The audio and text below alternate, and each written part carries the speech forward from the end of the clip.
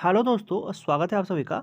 2023 के लिए notification out हुआ है ईपीएफओ एसएसए के तरफ से। तो टोटल 674 वैकेंसी है। तो सबसे पहले इसके एग्ज़ाम पैटर्न को समझ लेते हैं। आप लोग तो अप्लाई कीजिएगा, लेकिन सबसे पहले उससे एग्ज़ाम पैटर्न को जान लेते हैं। और एग्ज़ाम पैटर्न जानने के बाद आप लोग ये श्योर हो जाइएगा कि इसके लिए हमें अप्लाई करना चाहिए या नहीं करना चाहिए।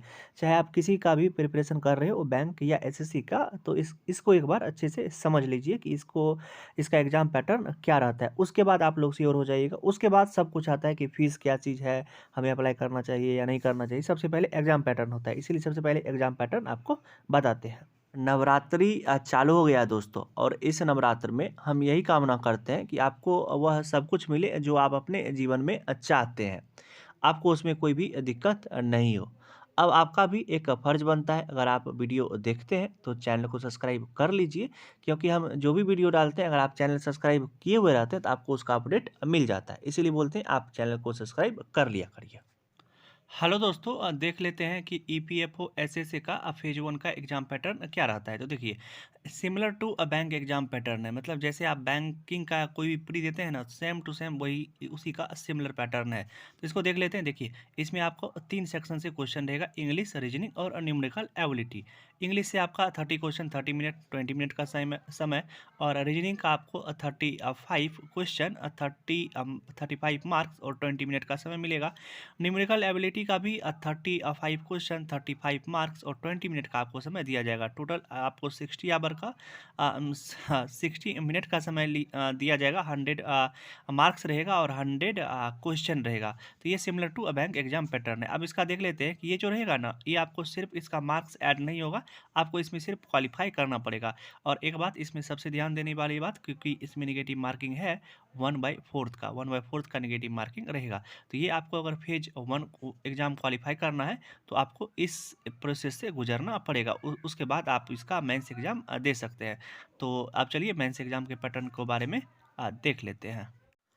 ये ईपीएफओ एसएसए का फेज 2 का एग्ज़ाम पैटर्न है, जिसको आप मेंस बोलते हैं। तो प्री जब क्वालिफाई करके आइएगा तो आपको ये एग्ज़ाम देना पड़ेगा। देखिए, इसमें जो फर्स्ट है उसमें आपको रीजनिंग से कितना क्वेश्चन रहेगा, तो रीजनिंग से 40 क्वेश्चन रहेगा, 60 मार्क्स का रहेगा। रीजनिंग का 40 क्वेश्चन 60 मार्क्स का रहेगा, और आपको 35 मिनट का समय दिया जाएगा 40 क्वेश्चन को सॉल्व करने के लिए।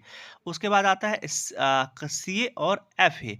सीए मतलब करंट अफेयर्स, और एफए मतलब फाइनेंशियल अवेयरनेस। तो आपको दोनों का नॉलेज रहना चाहिए। जो एसबीआई का सिमिलर पैटर्न हमको लग रहा है, तो ये एसबीआई में फाइनेंशियल अवेयरनेस से क्वेश्चन रहता है। तो उसमें 40 क्वेश्चन, 40 मार्क्स, और आपको 30 मिनट का समय यहाँ पे नहीं, सॉरी दोस्तों, 40 क्वेश्चन, 40 मार्क्स, और आपको 20 मिनट का समय दिया जाएगा। उसके बाद आते हैं इंग्लिश पे। इंग्लिश पे आपको 30 क्वेश्चन रहेगा, 40 मार्क्स का रहेगा, और 30 मिनट का समय दिया जाएगा। और उसके बाद आते हैं क्वांटिटी एप्टीट्यूड पे। क्वांटिटी एप्टीट्यूड का 40 क्वेश्चन, 60 मार्क्स और 35 मिनट का समय दिया जाएगा। तो उतना सीरियस, इसी दोनों को ज़्यादा सीरियस लेना है, क्वांटिटी एप्टीट्यूड और रीजनिंग को, काहे कि दोनों का वेटेज बहुत ज़्यादा है, और इसको भी आप लोग को धीरे-धीरे करते जाना है, अगर आप इसके लिए तैयार कर रहे हैं तो। टोटल 150 क्वेश्चन रहेगा, और मार्क्स 200 रहेगा, और टोटल आपको 2 घंटा का समय दिया जाएगा। फेज 2 एग्जाम यहीं पे खत्म नहीं होता है। जैसे बैंक एग्जाम में फेज 2 मेंस एग्जाम खत्म होता है, पीओ का जब देते हैं पेपर, तो उसके बाद डिस्क्रिप्टिव पेपर ओपन हो जाता है। तो वो आपको डिस्क्रिप्टिव यहाँ पे भी लिखना पड़ेगा। लेकिन बैंक एग्जाम में आप 2 लिख करके आते हैं, लेकिन थोड़ा सा यहाँ पे है क्या, यहाँ पे आपको 3 लिखना पड़ेगा। मतलब 3 डिस्क्रिप्टिव आपको क्वेश्चन लिखना पड़ेगा। तो टोटल क्वेश्चन 153 हो जाएगा, और उसका जो मार्क्स रहेगा वो शायद 45 का रहता है। तो आपको 15 तीनों में 45 का रहता है। तो उसके बाद मार्क्स में हम तो शायद श्योर नहीं हो रहे हैं कितना का रहता है, लेकिन 3 क्वेश्चन रहता है, और 45 मिनट का समय दिया रहता है। तो आप डिस्क्रिप्टिव एक बार चेक कर लीजिएगा।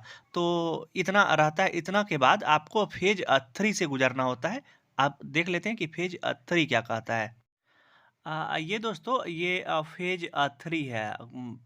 EPFO SSA का फेज 3 है। ये क्वालिफाइंग इन नेचर होता है, इसमें सिर्फ आपको क्वालिफाई करना पड़ेगा। इसमें होता क्या चीज़ है, कंप्यूटर स्किल का टेस्ट होता है।